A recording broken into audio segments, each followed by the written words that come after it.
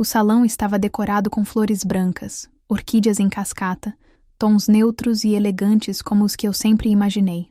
Havia cristais pendendo do teto, uma mesa posta com taças de espumante recém-servidas, e uma música instrumental suave, do tipo que esconde as palavras duras que pairam no ar antes de serem ditas.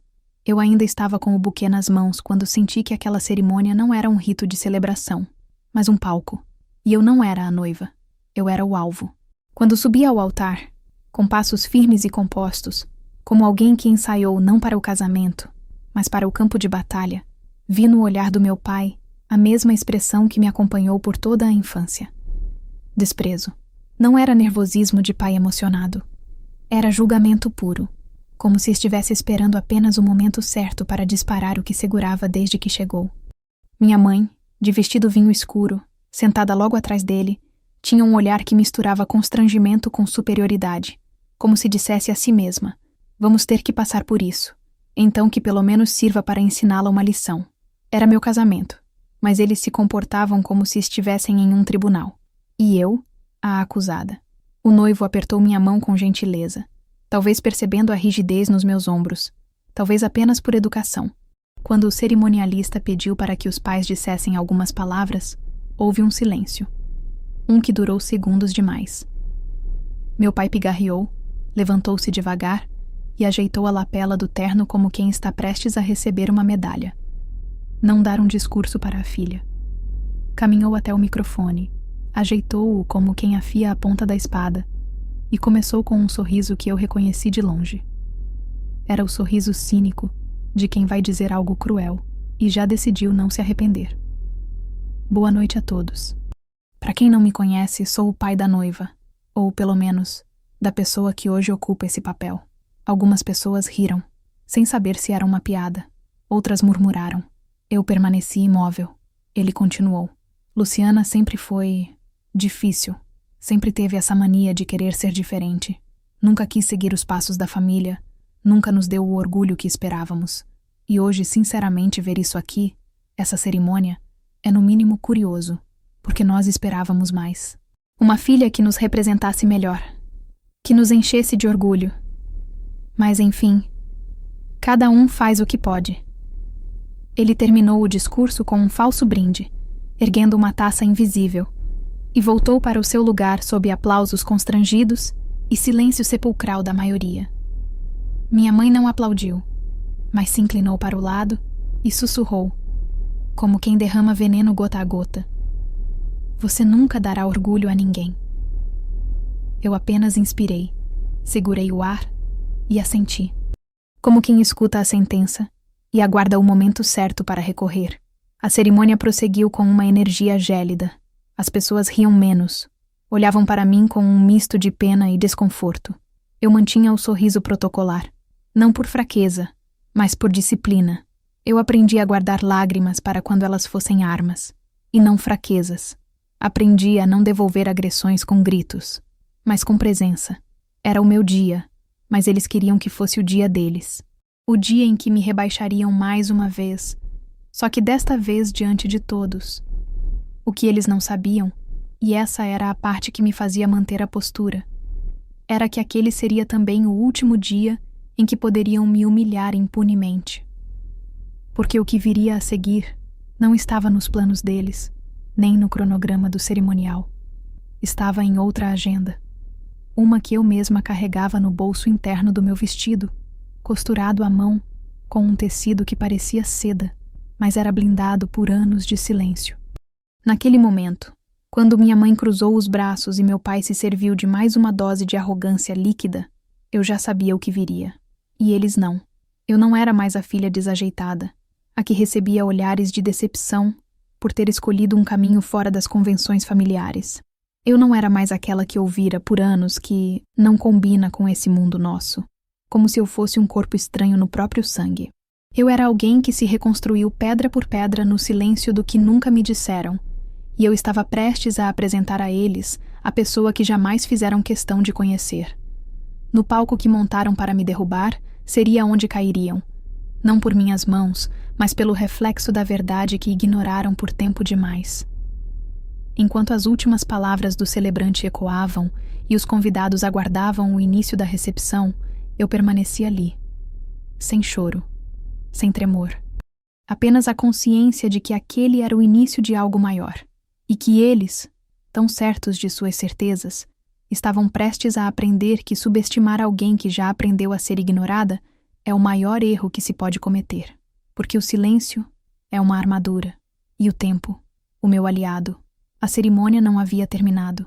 Ela mal havia começado. Eles se sentaram com a naturalidade de quem acredita na própria versão da história. Os mesmos que, ao me verem nascer, olharam um para o outro e disseram que teriam preferido um menino, agora cruzavam as pernas em cadeiras almofadadas, cercados de arranjos florais e pratos finos, como se tivessem me conduzido até ali com amor e orgulho. Era quase poético vê-los naquele cenário de luxo, sendo que jamais entenderam o valor de um gesto simples. A festa onde me humilharam foi só o desfecho de um longo enredo que eles fingem não lembrar. Mas eu lembro de cada detalhe. E não porque sou rancorosa, é que certas memórias não cicatrizam. Elas se tornam parte da nossa pele, da nossa respiração, da forma como pisamos no chão. Minha infância foi feita de ausências com hora marcada. Meu pai, sempre ocupado com negócios que eu nunca soube exatamente quais eram, estava em casa, mas nunca presente. E quando estava, fazia questão de lembrar que o silêncio era preferível à minha voz. Cresci aprendendo a não chamar atenção, a não incomodar, a não ser um fardo. A regra implícita era: quanto menos eu aparecesse, mais aceitável eu seria. Minha mãe, sempre elegante demais para abraços e muito sutil para ofensas diretas, dizia com olhos que falavam mais que palavras que eu era, no máximo, um incômodo tolerável. Ela gostava de dizer que algumas meninas nascem com brilho, outras com esforço. Eu era, segundo ela, do segundo tipo. E por mais que me esforçasse, o brilho nunca chegava. Na escola, eu não tinha a maquiagem perfeita nem os sapatos da moda. Mas me destacava nas aulas de história, geografia, matemática. O boletim era meu único troféu. Um papel com números que nunca provocou festa em casa. Quando mostrei que tirei a maior nota da turma numa Olimpíada de Ciências, meu pai respondeu com um murmúrio enquanto lia o jornal. Minha mãe comentou que eu deveria parar de me dedicar tanto aos livros, ou acabaria solteirona e estranha. Era sempre assim. Qualquer pequena vitória minha era anulada por alguma crítica embalada em ironia. Cresci acreditando que errar seria punido com desprezo, e acertar seria punido com indiferença. Quando comecei a falar que queria entrar para as Forças Armadas, não foi por impulso ou rebeldia. Era desejo puro de autonomia, de pertencimento, de encontrar um lugar onde meu valor fosse medido por méritos, não por imagem. Mas lá em casa, a ideia foi tratada como uma piada. Meu pai gargalhou durante o jantar, como se eu tivesse dito que queria ir à lua com um foguete de papel. Você? Num quartel? Ele debochou, limpando a boca com o guardanapo. Nem para fazer café, Luciana. Minha mãe não riu, mas fez pior. Disse que aquilo era um sintoma claro da minha frustração, da minha incapacidade de ser feminina, de me encaixar. Você quer usar coturno porque tem medo de salto, disse ela. Eu me calei, porque já tinha aprendido que qualquer defesa virava munição contra mim. Os anos foram passando, e eu fui crescendo entre a casa deles e os cantos que eu criava dentro de mim. Comecei a sair mais. Me inscrevi em concursos militares sem contar para ninguém. Estudei escondida, fiz exercícios físicos de madrugada. Enquanto eles achavam que eu passava o tempo lendo romances ou vendo televisão, eu me preparava para sair dali. Não fisicamente, mas emocionalmente. A pior prisão que existe é aquela em que nos colocam com sorrisos educados e jantares aos domingos. E eu sabia que, se não escapasse logo, acabaria acreditando que realmente não valia nada. Quando fui aprovada no processo seletivo, quando vesti minha primeira farda oficial, quando marchei sob o sol e recebi os primeiros gritos de comando, me senti viva pela primeira vez. Mas guardei a conquista para mim. Não enviei fotos. Não liguei para contar. Eles não mereciam saber. E mesmo assim, nos anos seguintes, voltei à casa deles em algumas datas. Porque o vício da aprovação é cruel, mesmo quando a gente jura que não precisa mais dela. Cada retorno era um teste de resistência. Eles continuavam me tratando como se eu fosse uma garota de 18 anos perdida, sem rumo, apenas esperando que alguma crise me fizesse voltar ao eixo, ou seja, a um emprego aceitável, a um comportamento aceitável, a uma vida de aparência. Certa vez, fui a um jantar de família usando uniforme. Havia saído direto do batalhão. Quando cheguei, minha mãe disse que eu estava exagerada, que aquilo era desnecessário. Meu pai nem me olhou nos olhos. Apenas comentou com o irmão dele: "Você acredita que a Luciana agora se acha militar? Deve ser alguma coisa menor, né? Estagiária de farda." Eu engoli aquilo como quem aprende a mastigar cacos de vidro, porque ainda havia parte de mim que esperava um olhar de orgulho, um gesto mínimo, mas eles nunca souberam ver o que estava diante dos olhos. Talvez porque passassem a vida toda olhando para o próprio reflexo, e não para os filhos. Foram anos de crescimento escondido. Fui promovida, viajei em missão, participei de operações que não podia comentar. E mesmo assim, continuei sendo a filha que eles citavam com desdém, a que nunca deu certo, a que se enveredou por um caminho estranho. Eu passei a aceitar isso como um fardo invisível, ser julgada não pelo que sou, mas pelo que eles decidiram que eu era. A pior parte da rejeição familiar é essa. Não é a falta de amor, é a negação do que você é. É o esforço contínuo de apagar sua identidade para encaixá-la em algo que seja confortável para os outros. No convite do meu casamento, eu escrevi os nomes deles com letras douradas. Fiz questão de colocá-los como Senhor e Senhora, dando a eles o título que nunca me deram. Esperava, talvez tola, que aquele evento fosse uma chance, um recomeço, que ali, diante de todos, eles se abrissem ao menos para reconhecer que eu havia vencido, ainda que sem eles. Mas não. Eles viram o altar como um púlpito para repetir tudo o que fizeram nos bastidores. O desprezo público não foi surpresa. Foi apenas o desfecho natural do que sempre existiu. Naquela noite, depois da humilhação, eu não chorei. Não por frieza, mas porque já havia chorado antes, tantas vezes, sozinha, em silêncio, atrás das portas de um quarto sem afeto. Eu aprendi cedo que certas dores não devem ser mostradas. Elas devem ser refinadas, lapidadas e guardadas até o momento certo. E eu sentia que esse momento estava chegando, não por vingança, mas porque a verdade, quando chega, não precisa de aplausos. Ela apenas chega, como um chamado, como uma voz que irrompe no meio de uma cerimônia e muda tudo. Há escolhas que não se fazem gritando, nem compartilhando nas redes sociais. Algumas decisões precisam nascer no escuro, longe dos olhos que julgam e das línguas que destroem. A minha vida começou de verdade no silêncio. Não no dia em que entrei no exército, mas no dia em que percebi que eu jamais seria a filha que meus pais sonharam. E foi aí que escolhi ser a mulher que eu mesma respeitaria.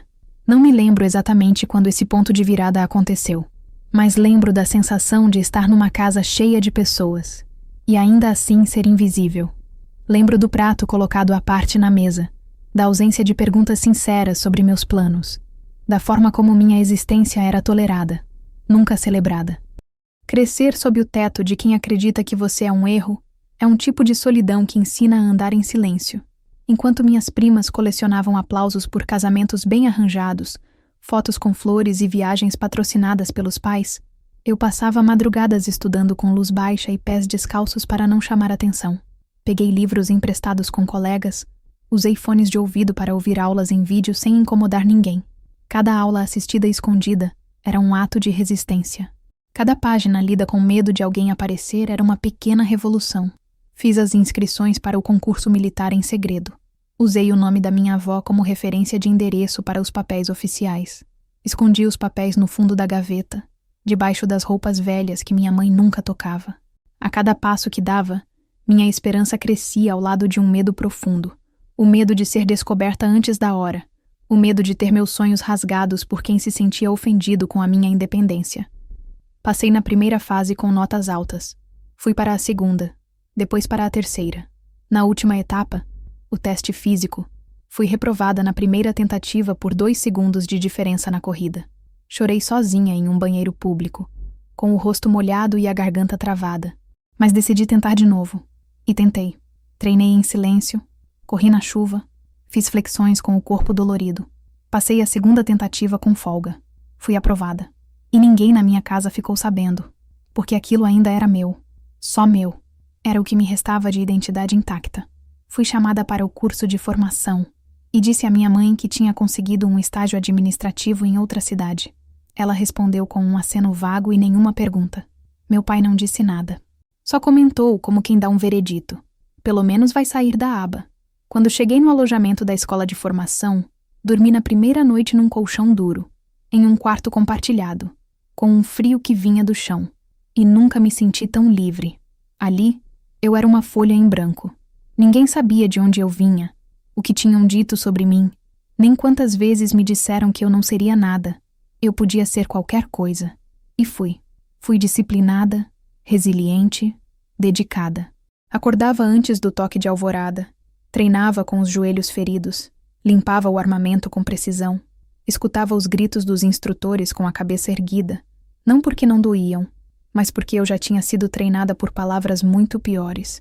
A diferença é que agora as ordens não vinham com desprezo, vinham com objetivo, com método, com propósito. Fui reconhecida cedo como alguém confiável. Me colocaram para liderar um grupo. Depois, um pelotão. Comecei a ser chamada pelo sobrenome, não por apelidos humilhantes ou diminutivos infantis. Passei a ser ouvida, a ser levada a sério. Ganhei respeito, não o respeito decorativo, que se pendura na parede de casa como quadro para visitas verem, mas o respeito que se conquista com suor e silêncio. A cada missão cumprida, a cada novo posto, eu me distanciava da menina que um dia ouviu: "Você não vai dar orgulho a ninguém", e me aproximava da mulher que, mesmo sem aplausos, sabia o valor do que estava construindo. Em casa, nos raros encontros de fim de ano, eu fingia. Dizia que ainda estava no mesmo estágio, que fazia trabalhos de consultoria. Me olhavam como quem espera a próxima falha, a próxima desculpa, o próximo erro. Nunca perguntaram se eu era feliz. Nunca quiseram saber. Porque para eles, felicidade sem obediência era rebeldia. E rebeldia, na lógica deles, não era digna de ser celebrada. Um dia, durante uma cerimônia militar, recebi uma menção honrosa. Fui chamada ao palco. Me deram uma pequena placa de vidro, gravada com meu nome completo e a inscrição "Destaque em operações especiais". Na plateia, apenas colegas. Nenhum parente. Quando voltei para casa, deixei a placa na mala. Nunca falei sobre ela. Nem sobre as viagens, nem sobre os comandos, nem sobre as formaturas. Porque aprendi a proteger o que é valioso. E naquela casa, orgulho era moeda falsa. Sorriam para os filhos que exibiam, não para os que lutavam no escuro. Eu era invisível demais para causar vergonha, mas nunca visível o bastante para gerar admiração. Durante todo esse tempo, construí uma vida que não cabia no porta-retratos da sala de estar deles. Vi soldados chorarem sob minha liderança. Vi gente dura me chamar de senhora, com respeito sincero. Recebi cartas de agradecimento de mães que nem conhecia. Mas em casa, eu ainda era aquela que não combina com a família. Eu poderia ter mostrado tudo antes. Poderia ter esfregado as provas no rosto deles, exigido reconhecimento, mas escolhi o silêncio, porque minha dignidade não precisava da permissão deles para existir. Eu não queria uma plateia. Eu queria liberdade, e eu tinha. Quando o convite do casamento chegou, e eu decidi aceitar a presença deles, foi mais por mim do que por eles. Uma parte de mim ainda desejava encerrar aquele ciclo com alguma gentileza. Mas hoje entendo que há pessoas que não sabem o que fazer com a luz de quem cresceu no escuro, e por isso tentam apagar. O que eles não sabiam, e não queriam saber, é que a filha invisível já tinha um nome que ecoava em corredores que eles jamais pisaram, e que esse nome estava prestes a ser chamado em voz alta, diante de todos. Durante anos, eu fui duas pessoas. Não por vontade, mas por necessidade. Era a forma que encontrei de sobreviver em dois mundos que se recusavam a coexistir. Um era feito de formalidade sufocante, jantares onde tudo era ensaiado menos o afeto, e conversas superficiais recheadas de orgulho herdado, mas nunca conquistado. Nesse mundo, eu era apenas Luciana, a filha que não se encaixava, a mulher que não correspondia às expectativas, o peso no fundo da mesa, aquela que deveria pedir desculpas por existir com tanta intensidade. O outro mundo era feito de ordens claras, respeito conquistado, uniformes alinhados e olhares firmes. Nesse segundo mundo, eu também era Luciana, mas com um sobrenome dito com autoridade, seguido de títulos, condecorações e uma presença que nunca era ignorada. Nos almoços em família, eu servia arroz e ficava em silêncio quando alguém perguntava: "E o que você tem feito da vida?" Aprendi a responder com frases curtas, neutras, esvaziadas de qualquer traço do que realmente vivia, trabalhando, cuidando das coisas. Enquanto isso, meu irmão, que trocava de emprego a cada 6 meses, era celebrado por qualquer mínimo esforço, como se fosse um semideus em treinamento. Meu pai falava dele com entusiasmo, enquanto me lançava olhares atravessados quando eu falava mais de 2 minutos sobre qualquer assunto. A regra era clara. Quanto menos eu aparecesse, mais confortável para eles. E eu obedecia, mas não por submissão, por estratégia. Porque enquanto eles brindavam ao sucesso dos que mal sabiam o que era disciplina, eu voltava para minha base militar no domingo à noite, onde era chamada para liderar reuniões com coronéis, onde oficiais mais velhos que eu abaixavam a voz ao entrar na minha sala, onde decisões urgentes passavam por mim antes de subir para o alto comando. Era como viver com uma farda invisível por baixo da pele. Em casa, vestia o uniforme emocional de sempre. A filha apática, silenciosa, sem grandes feitos. Fora dali, eu carregava a insígnia no peito. Não como enfeite, mas como símbolo de cada noite mal dormida. Cada missão em que precisei decidir entre vidas. Cada operação onde meu nome era citado como sinônimo de confiança. E essa dicotomia, por mais dolorosa que fosse, também me ensinou sobre força. A força de não precisar provar nada para quem não quer ver. De não buscar validação onde só existe julgamento. Eu aprendi a ser duas para não me perder em nenhuma. Em algumas madrugadas, já em alojamentos longe da cidade onde nasci, eu pensava: e se eu sumisse de vez? E se eu nunca mais ligasse, nunca mais aparecesse, nunca mais tentasse ser vista? Mas sempre havia aquela pequena esperança teimosa. Não de amor, mas de justiça. A justiça de ser reconhecida não por eles, mas diante deles. De que um dia, o que eu construí no silêncio se tornaria inegável. Não porque eu gritasse, mas porque o mundo gritaria por mim. Durante uma missão internacional, recebi uma carta escrita à mão de uma criança refugiada. Ela não sabia meu nome completo. Só escreveu: "Obrigada por não deixar a gente morrer." Eu li aquela frase sentada no chão de uma base improvisada, com poeira nas botas e suor escorrendo pelas costas. E pensei: isso vale mais do que todos os "estamos orgulhosos de você" que eu nunca ouvi. Guardei aquela carta entre as dobras do uniforme. Ainda a tenho. Porque foi a primeira vez que senti que minha existência havia feito sentido para alguém. Mas ao voltar para casa, tudo continuava igual. O mesmo sofá impecável. O mesmo porta-retratos com fotos que sempre me excluíam. O mesmo tom condescendente da minha mãe dizendo: "Você devia pensar em fazer um concurso de verdade. Esses seus projetos são instáveis." Instáveis. Era assim que ela descrevia minha carreira militar. Como se fosse um capricho temporário.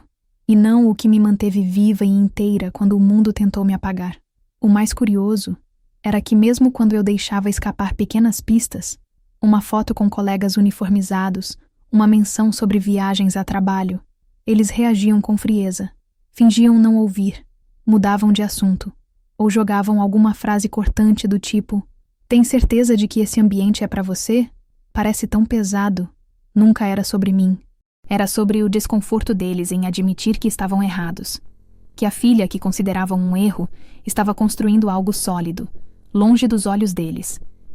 E foi assim que eu segui, dividida. No quartel, eu era inteira. Em casa, eu era fragmento. Na tropa, eu dava ordens. Na sala de jantar, eu pedia licença para falar. Havia dias em que isso me corroía, mas havia outros em que eu sentia uma paz estranha, porque cada vez mais eu sabia quem eu era. E saber disso, mesmo que ninguém mais soubesse, era liberdade. Quando recebi minha última promoção, não contei a ninguém. Guardei a notícia como se fosse uma joia rara, porque entendi que algumas vitórias não precisam de testemunhas. Elas brilham por si. E naquele momento, decidi que não pediria mais espaço. Não imploraria por lugar na mesa. Não explicaria mais minhas escolhas. Eu sabia que, cedo ou tarde, a verdade viria. E que, quando ela viesse, não teria plateia preparada. Apenas silêncio. Um silêncio parecido com o que reinou depois que meu pai terminou o discurso no meu casamento. O mesmo silêncio que precedeu o momento em que a cerimônia foi interrompida por um chamado que ninguém esperava. E que eu nunca esqueci. Quando ele me pediu em casamento, eu não chorei. Sorri com calma, com uma serenidade que só se conquista depois de ter andado por dentro de muitos incêndios. Não havia espetáculo no gesto. Não houve música tocando no fundo nem câmera escondida. Só ele, com as mãos trêmulas, ajoelhado entre duas cadeiras de plástico, num fim de tarde qualquer, com um anel simples e uma frase sussurrada. Fica comigo para sempre? Eu disse sim com a mesma firmeza com que disse sim a primeira vez que me ofereceram um fuzil para empunhar, com a convicção de quem não precisava mais ser salva. E por isso podia, enfim, escolher alguém. Não por necessidade, mas por partilha. Era para ser um novo começo. Uma travessia simbólica entre o que fui sozinha e o que construiríamos juntos. E foi por isso, talvez, que decidi convidar meus pais. Contra todos os avisos internos, contra os conselhos calados das amigas mais antigas, contra até mesmo a minha intuição, que latejava como uma sirene discreta. Eu os convidei. E não só os convidei. Reservei os melhores lugares. Mandei os convites com cuidado, em papel encorpado, dourado nas bordas, com meu nome escrito por extenso, Luciana Helena de Andrade. Nome que minha mãe sempre considerou pomposo demais para uma filha sem graça. Nome que meu pai quase nunca usou completo, preferindo me chamar de a garota. Eles responderam com uma mensagem lacônica. Estaremos lá. Nenhum emoji, nenhum parabéns, nenhum estamos felizes por você. Mas aquilo bastou, porque em algum lugar a criança em mim ainda desejava ser vista. E o casamento, com seus votos, sua trilha sonora escolhida com carinho, seus assentos alinhados, sua lista de convidados cuidadosamente pensada, parecia o momento perfeito para que tudo fosse, enfim, curado. Não por palavras, porque essas nunca vieram, mas pela presença. Eu acreditava, talvez ingenuamente, que a presença dele seria uma espécie de reconciliação muda. Como quem diz, vimos você crescer, sem precisar verbalizar. Eu queria acreditar nisso, porque sempre quis. Nos dias que antecederam a cerimônia, revisei tudo como numa operação de campo.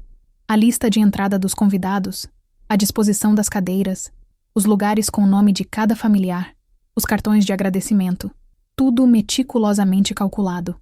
Não por vaidade, mas porque eu precisava que aquilo desse certo. Como se o sucesso daquela noite validasse a estrada inteira. Como se aquele salão iluminado apagasse, ainda que por algumas horas, todos os corredores escuros pelos quais caminhei sozinha. Meu noivo, paciente, doce, realista, me perguntou se eu tinha certeza, se fazia mesmo sentido convidar quem nunca me aplaudiu. Eu menti com sinceridade. Disse que sim, que era importante, que não era sobre eles, mas sobre mim. A verdade é que ainda doía. Mesmo com todas as conquistas, mesmo com todas as medalhas, ainda doía não ser reconhecida pela própria origem. Ainda doía ser invisível para quem deveria ter me olhado desde o berço. E o casamento, na minha cabeça, era uma chance. Um recomeço. Um gesto de trégua. Um ponto final na narrativa do abandono. No dia da cerimônia, cheguei cedo. Entrei pela porta lateral, como haviam combinado. O salão já estava decorado. Flores brancas, cadeiras alinhadas, trilha instrumental tocando suavemente. As madrinhas se ajeitavam, os padrinhos trocavam piadas nervosas. Eu estava pronta. O vestido era discreto, elegante, nada exagerado, apenas correto, como tudo o que sempre tentei ser. Quando me posicionei para a entrada, ouvi uma risada familiar no fundo do salão. Meu pai ri alto de alguma coisa, como se estivesse num bar, não num casamento. Respirei fundo. Segurei o buquê. Entrei. Eles estavam lá, os dois, sentados lado a lado. Ele com a postura relaxada de quem acha que está acima da cena. Ela com o olhar de quem já está julgando tudo em silêncio. Me viram entrar e não sorriram. Não acenaram. Não reagiram. Me olharam como quem assiste a um espetáculo do qual não se sente parte. Eu me mantive firme. Passei pelo corredor como se marchasse. Cada passo era uma decisão. Cheguei ao altar. E aí veio o momento em que os pais são convidados a dizer algumas palavras. Era simbólico, um costume. Mas naquele dia, foi como abrir uma porta para a armadilha que eles haviam preparado sem que eu visse. Meu pai se levantou, pegou o microfone e transformou tudo em um tribunal. Suas palavras foram afiadas, mas ditas com aquele tom educado que torna tudo ainda mais cruel. Falou sobre decepções, sobre expectativas não atendidas, sobre o caminho estranho que eu havia seguido. Disse, diante de todos, que esperavam mais de mim, que eu nunca fui o orgulho da casa, que aquele casamento era, no máximo, um consolo. Minha mãe não falou nada, mas quando ele voltou para o lugar, inclinou-se levemente em minha direção e disse, com a frieza de uma sentença: "Você nunca dará orgulho a ninguém." Naquele instante, algo em mim se partiu, mas não doeu. Não como antes. Não como quando eu era criança e acreditava que o amor deles vinha com condição. Não como quando adolescente e torcia para que me notassem. Não como nos 20 e poucos anos em que me perguntava o que havia de errado comigo. Aquilo se partiu com dignidade. Como se uma estrutura interna finalmente desmoronasse, não por fraqueza, mas por libertação. Era o fim de uma ilusão. Continuei ali, firme, respirei fundo e sorri, não para eles, mas por mim, porque naquele segundo soube que aquele casamento não era mais um palco de reconciliação. Era o cenário perfeito para a verdade se levantar com a força que eu nunca precisei fingir. E ela viria. Estava vindo. Só eles não sabiam. O salão estava quieto. Não de um silêncio respeitoso, mas do tipo que vem depois do constrangimento, quando todos seguram a respiração, esperando que alguém tenha coragem de mudar o rumo da cena. Meu pai havia acabado de devolver o microfone, e sua última frase ainda ecoava dentro de mim como um tiro abafado. Sempre esperei mais dela, mas a gente aprende a aceitar o que tem. Dito em voz mansa, com um meio sorriso no rosto, como se fosse uma constatação banal, como se ele estivesse comentando sobre um prato que veio mal temperado, não sobre a filha que ele acabava de oferecer como fracasso diante de um salão cheio. A maioria não sabia como reagir. Algumas pessoas baixaram os olhos, outras olharam para mim esperando algum tipo de resposta. Mas eu só fiquei ali, firme, como aprendi a ficar em forma para a inspeção. Ombros alinhados, olhar adiante. Não era a primeira vez que engolia palavras. E aprendi que algumas devem mesmo ser engolidas, não por covardia, mas porque podem se transformar em aço quando atravessam a garganta. Foi quando minha mãe se inclinou em minha direção. Ela nem precisava levantar. Seu tom era o mesmo que usava quando dava instruções à empregada, ou quando comentava que fulana engordou, mas continua tentando parecer jovem.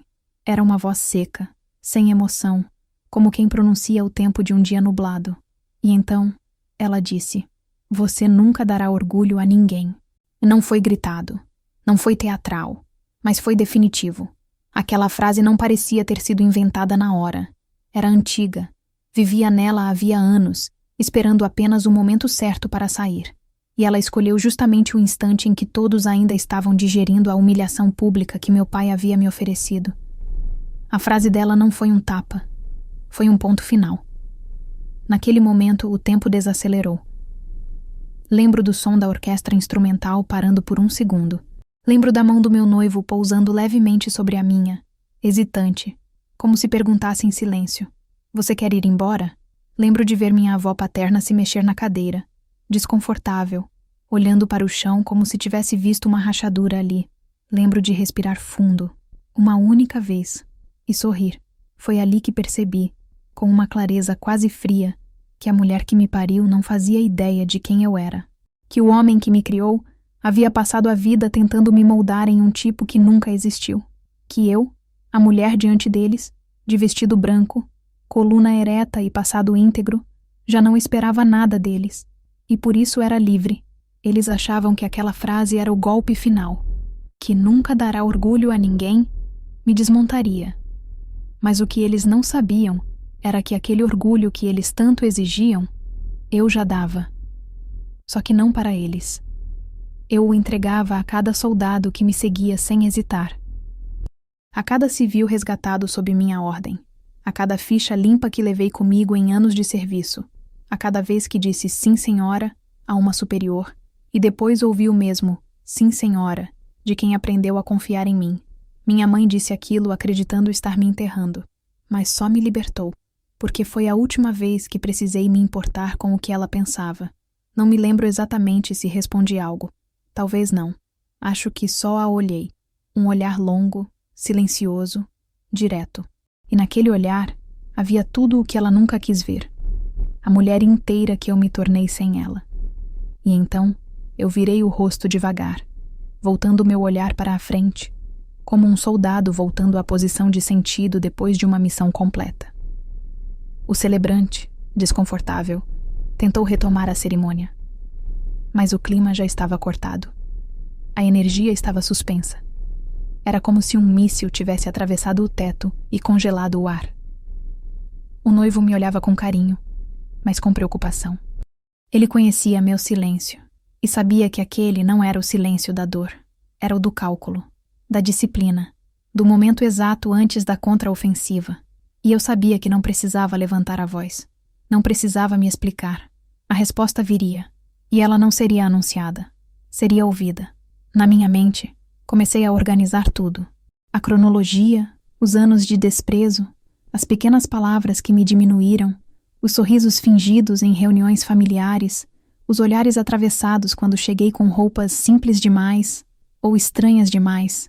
Lembrei do aniversário em que ninguém apareceu, da vez em que disseram que eu devia procurar um trabalho que pudesse contar com orgulho para os outros, do Natal em que recebi uma caixa de bombons vencidos, e compreendi que nada disso havia sido esquecido. Tudo aquilo estava guardado, não por mágoa, mas por justiça. Era como uma mochila de campanha. Você carrega, aprende a se equilibrar com o peso, mas nunca esquece que ela está lá. E ali, diante daquela frase, a mochila caiu. O peso deles não me pertencia mais. A cerimônia seguiu como pôde, mas a partir daquele ponto, algo estava diferente. Não no salão, em mim. Eu já não estava ali pelo casamento, nem pela cerimônia. Estava ali para o desfecho de uma história que eles achavam que ainda controlavam e que nunca souberam como terminaria. O salão, decorado com tanto cuidado, virou palco de um encerramento simbólico, a última cena de uma peça que, para mim, já havia terminado, mas que para eles ainda precisava de um último ato. E ele viria, rápido, silencioso, definitivo, porque às vezes é o próprio universo que escreve o clímax. E quando escreve, não precisa de permissão. Depois que minha mãe sussurrou a frase, o tempo não parou. Ele apenas mudou de ritmo. Os ponteiros giravam, as músicas continuavam tocando, os convidados se moviam, ainda que devagar, presos num constrangimento viscoso que pairava no ar como perfume barato. Mas por dentro, tudo havia parado em mim, como se uma câmera tivesse congelado o quadro. O vestido branco em contraste com a dureza da cena, a mesa de doces ao fundo, os sorrisos dos garçons disfarçados de obrigação. E eu ali, em pé, estática, não porque não sabia o que fazer, mas porque finalmente compreendia que não precisava fazer nada, porque o que estava por vir já estava em movimento. E o mais bonito era que eu não precisava puxar os fios, bastava esperar. Nunca fui uma mulher impulsiva. O exército me ensinou a observar antes de agir, a estudar o território, a entender que às vezes a vantagem está em deixar o outro acreditar que venceu. É assim que se vence com honra. E foi por isso que não reagi. Muitos acham que o silêncio é fraqueza. Eu aprendi que o silêncio é a linguagem dos que têm controle, que gritar, se exaltar, responder na hora, às vezes só serve para entregar ao outro o que ele quer, prova de que te atingiu. E naquela hora, eu não ia dar isso a eles. Meu pai, que já havia voltado ao seu lugar, cruzava os braços como quem encerra um julgamento com convicção. Minha mãe ajeitava o cabelo e olhava para os lados, buscando a aprovação de alguma plateia invisível.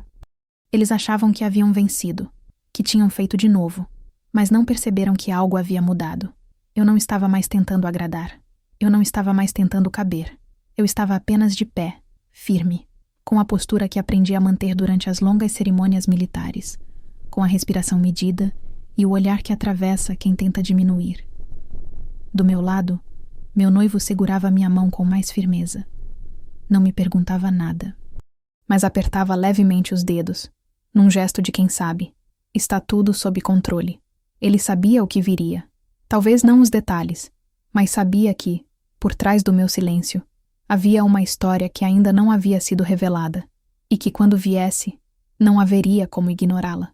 As palavras ditas por meus pais não me feriam mais. Elas não tinham mais esse poder. Não porque deixaram de doer, mas porque perderam o privilégio de me definir.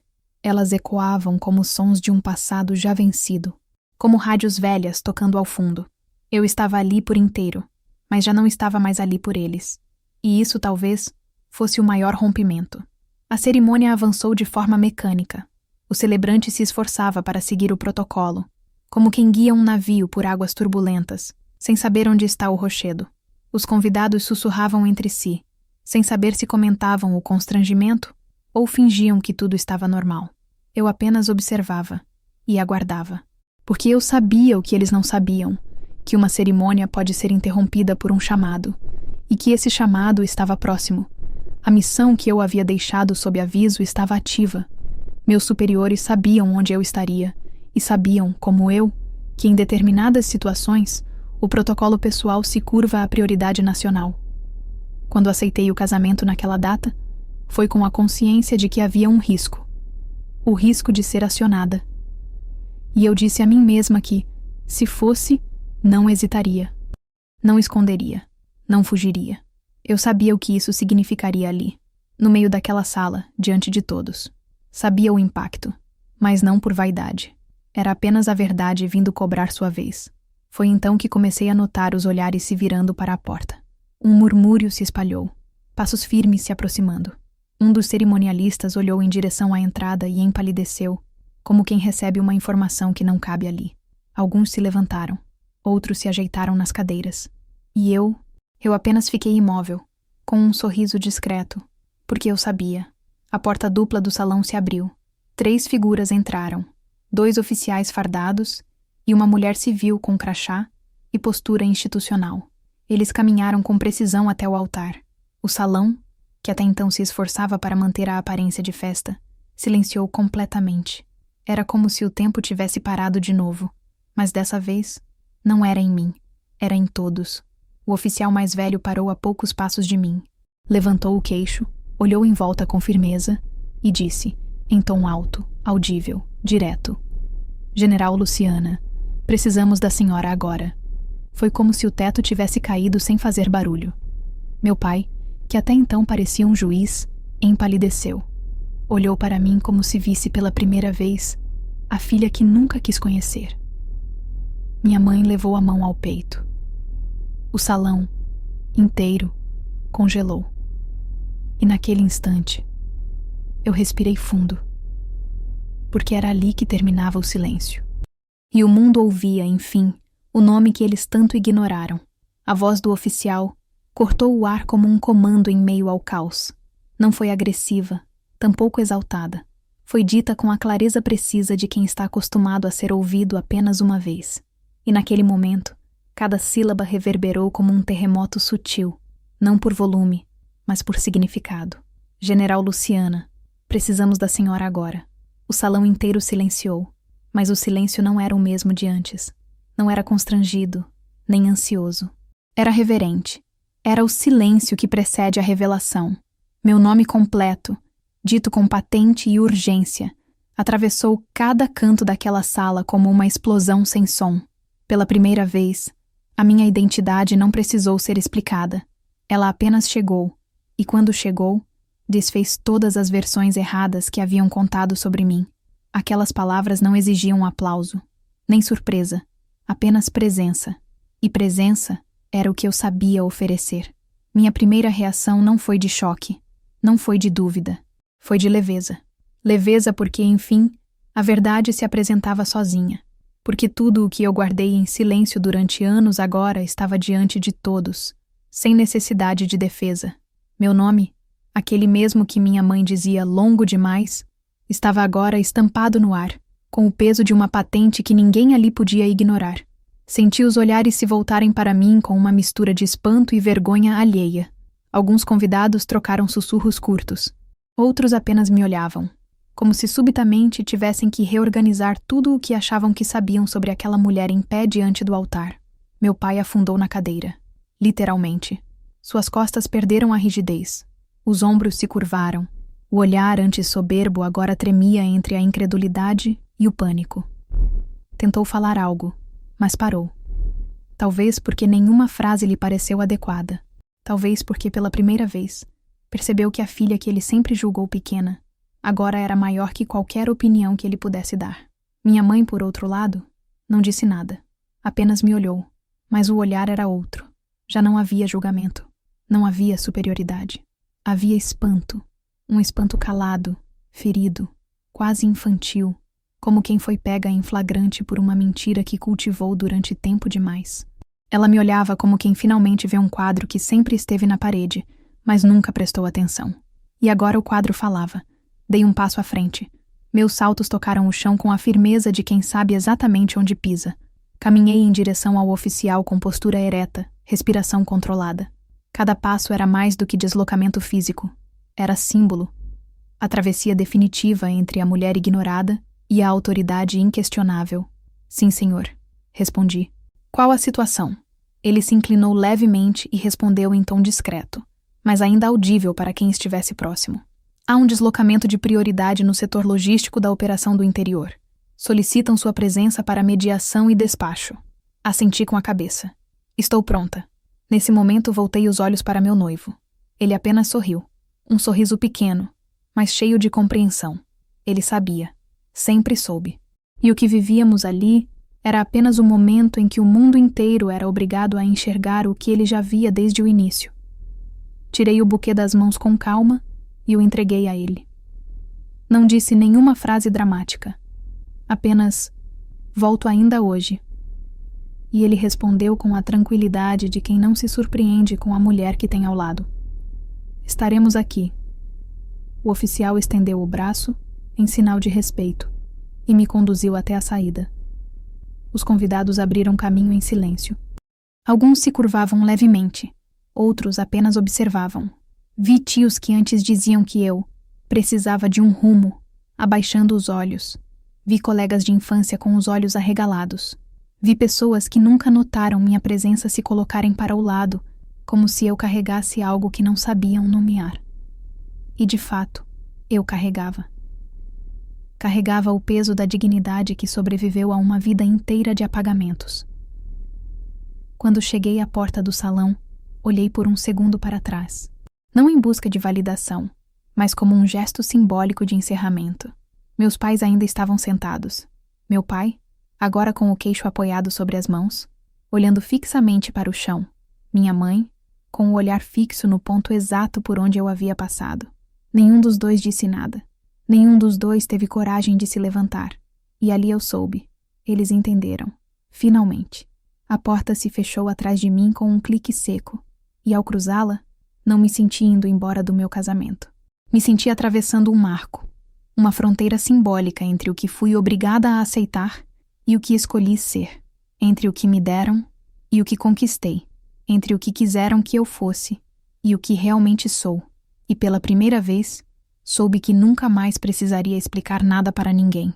O que aconteceu depois da minha saída não me foi contado por uma única fonte. Vieram fragmentos, pedaços soltos, relatos entrecortados por constrangimento, vozes baixas e olhos desviados, mensagens de amigas que estavam na plateia, relatos sussurrados por parentes que sempre me observaram de longe, mas que agora se sentiam compelidos a se aproximar. Ninguém me deu uma narrativa completa. E ainda assim, tudo o que soube bastava, porque os efeitos daquilo que aconteceu no salão não dependiam de explicação.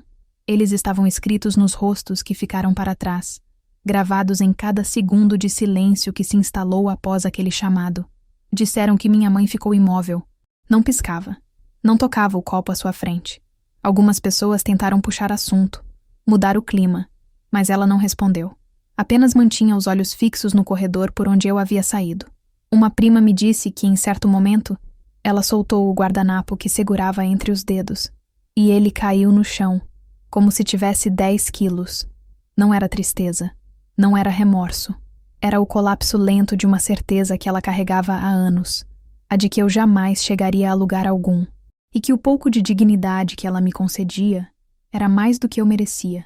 Mas ali, diante de todos, sem aviso, sem defesa, o mundo a forçou a enxergar. E não há nada mais devastador para quem construiu uma vida inteira, ignorando a verdade do que vê essa verdade levantando-se diante dela com farda, autoridade e sobrenome completo. Quanto ao meu pai, não houve discurso após minha saída. Nenhum comentário. Nenhuma tentativa de justificar o que havia dito antes. Segundo uma das madrinhas, ele tentou levantar, mas suas pernas não obedeceram. Sentou-se de novo, pediu água e passou longos minutos olhando para as próprias mãos, como se tentasse encontrar nelas alguma resposta que lhe escapava, ou talvez estivesse tentando entender como, mesmo com todos os anos de desprezo e negação, ele não foi capaz de impedir que eu me tornasse quem me tornei. E isso, para um homem como ele, acostumado a controlar tudo e todos, era imperdoável. Mas não para mim, para ele mesmo.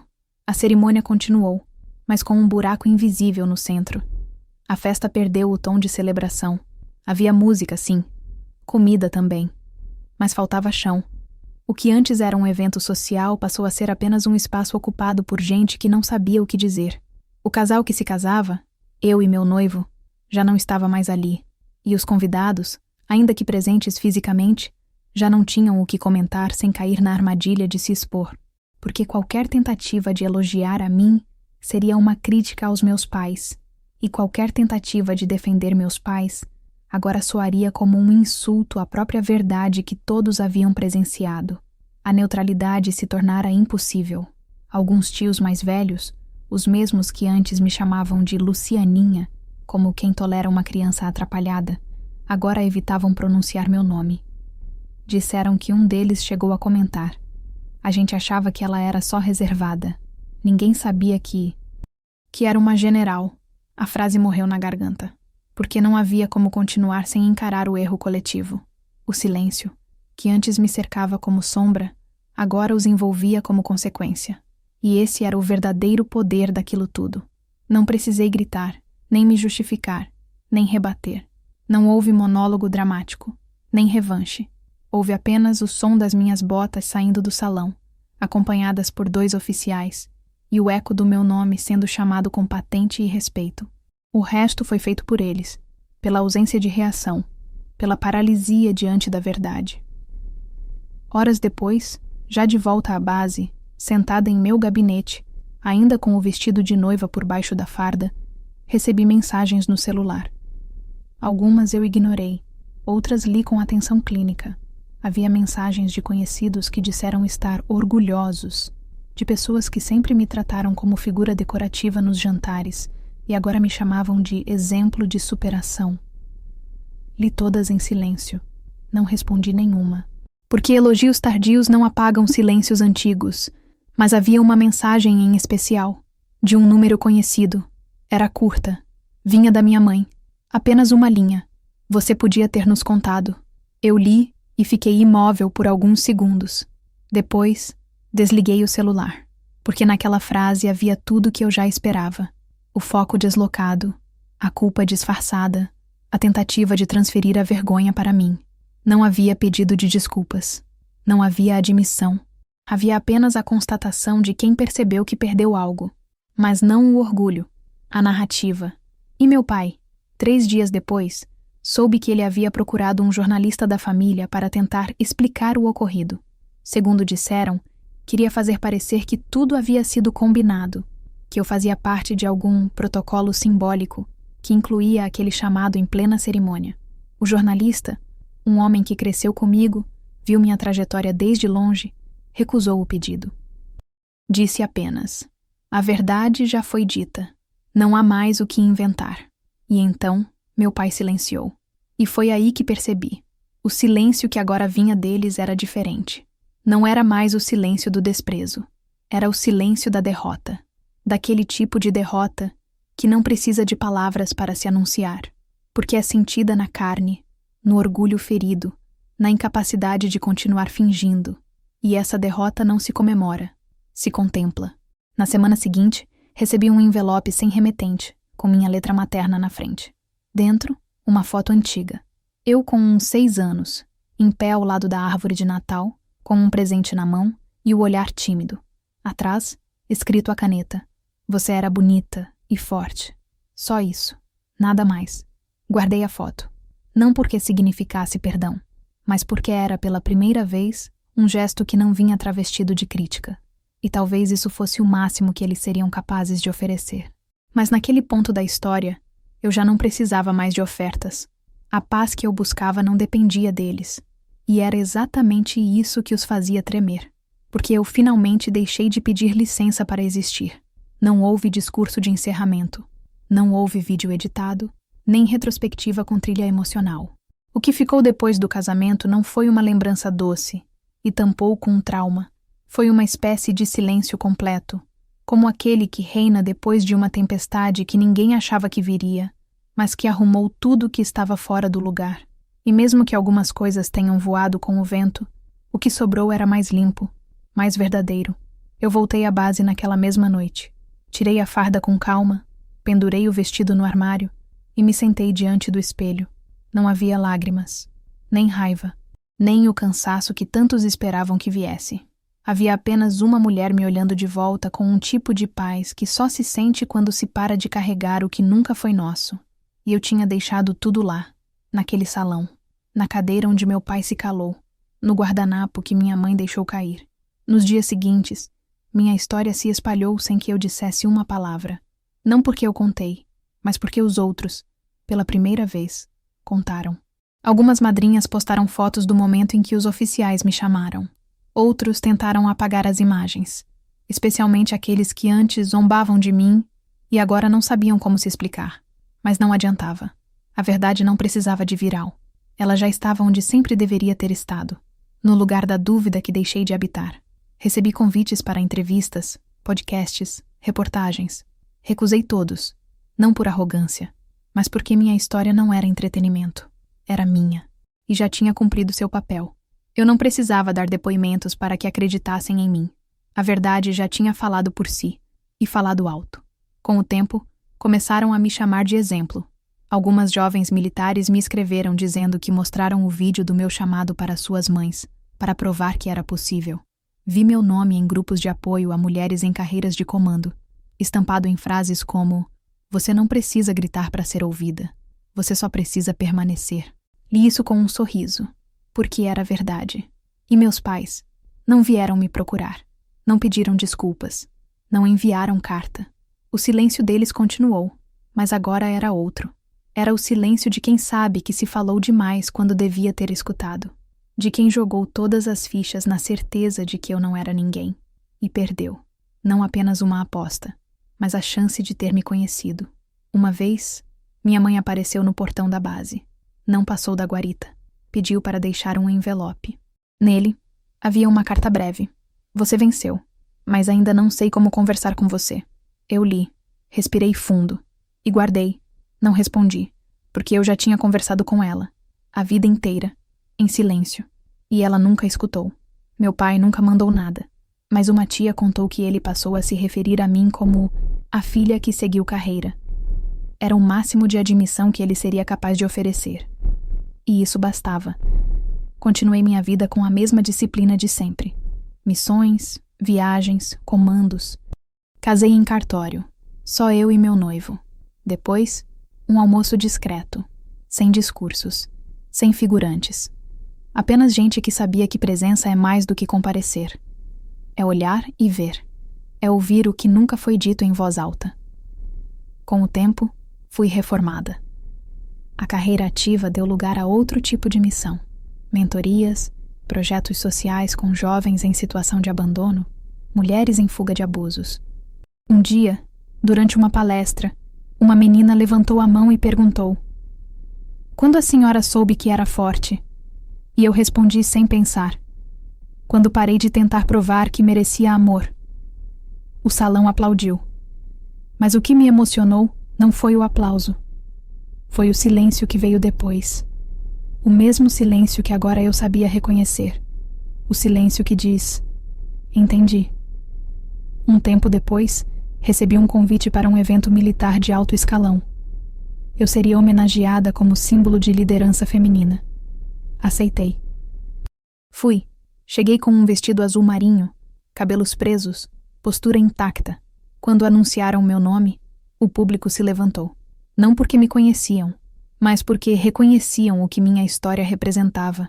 E naquele momento, sozinha no palco, diante de centenas de rostos que me olhavam com respeito sincero, eu me lembrei do dia do meu casamento, da frase dita pela mulher que me criou.